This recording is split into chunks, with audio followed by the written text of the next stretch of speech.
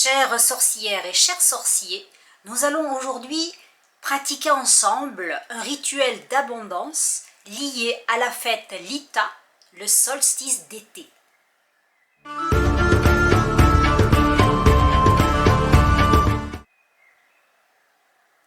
J'avais prévu, je vous avais proposé un cercle de femmes dans le bois de Vincennes pour célébrer ensemble Lita, donc le solstice d'été, pratiquer ensemble des rituels, faire des cercles de parole pour poser chacune notre intention, faire un rituel lié à l'abondance, c'est le thème que j'avais choisi. Et malheureusement, ça ne sera pas possible à cause du temps qui promet d'être pluvieux et du peu de personnes inscrites. J'espère qu'on sera plus nombreuses la prochaine fois. Quoi qu'il en soit, je vous propose aujourd'hui un rituel d'abondance pour célébrer de votre côté Lita, en espérant qu'il vous sera favorable. Donc Lita, c'est le solstice d'été.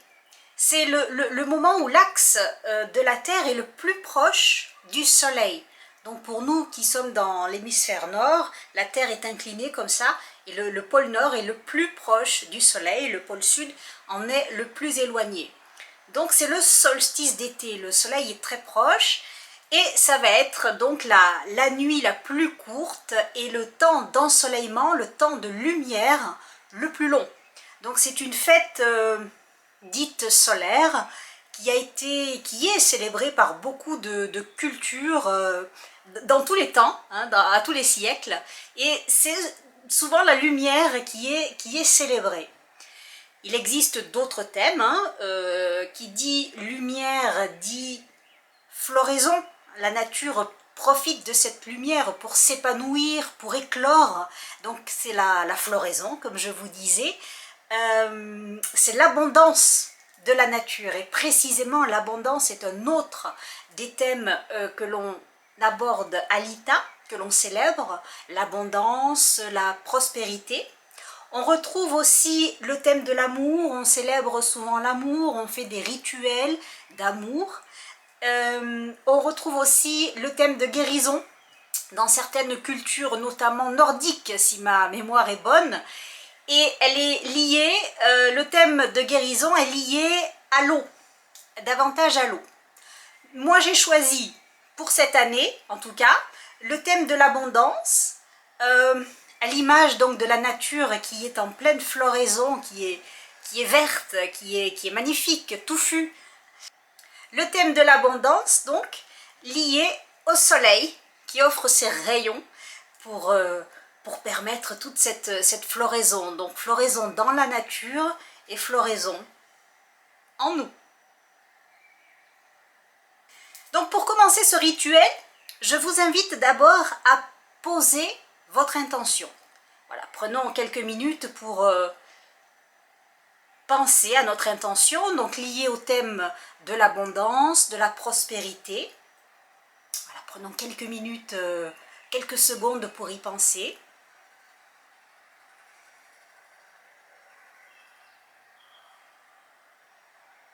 Moi c'est fait, et vous?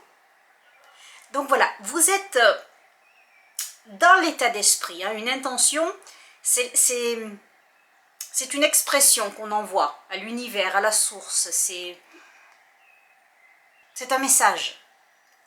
Donc, commencez toujours vos pratiques, vos rituels, vos pratiques magiques, quelles qu'elles soient, par poser une intention. Vous pouvez l'écrire, vous pouvez l'imager, vous pouvez y penser, comme on en fait à l'instant. Et cette intention donc va guider vos gestes, elle va vous accompagner, et ça va être évidemment une direction qui est donnée au rituel. Donc votre intention est posée.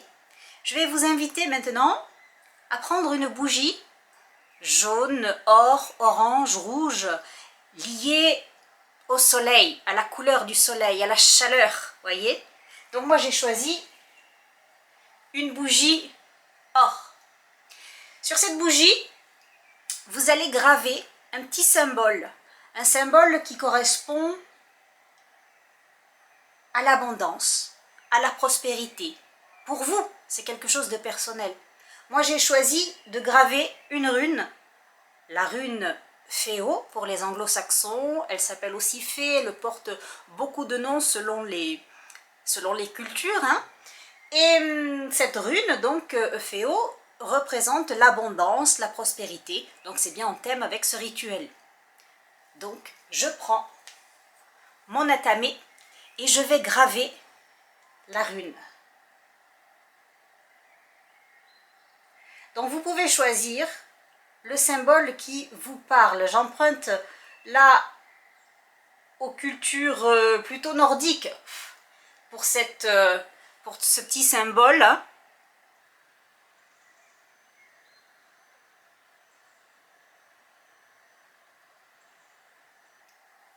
Vous savez qu'aujourd'hui, le paganisme moderne emprunte comme ça à différentes cultures. La magie aujourd'hui, c'est très personnel. On emprunte ce qui nous ressemble, ce qui nous parle, ce qui réveille chez nous quelque chose, à droite, à gauche, hein, dans différentes cultures. De ce fait, tout le monde a une pratique qui est très personnelle. Donc moi j'ai choisi cette rune, à vous de choisir un symbole, c'est peut-être un soleil, c'est peut-être une feuille, une fleur, quelque chose qui représente pour vous l'abondance ou qui est en lien direct avec votre intention. Une fois que vous avez gravé votre symbole, eh bien allumons la bougie. La magie de la technique. Ma bougie est allumée, je vais maintenant prononcer un sort. Alors, je vous disais, la magie est personnelle, mon sort aussi est personnel. D'ailleurs, est-ce que ça vous intéresserait des petites vidéos ou des ateliers pour la création de sorts? N'hésitez pas à laisser vos commentaires sous cette vidéo. Je vous proposerai cet atelier bien volontiers si cela vous intéresse.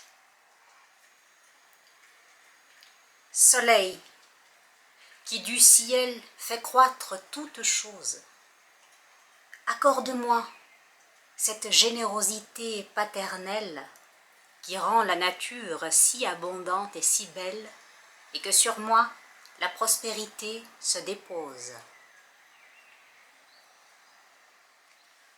Une fois que vous avez prononcé ce sort, vous pouvez laisser se consumer votre bougie et laisser agir la magie.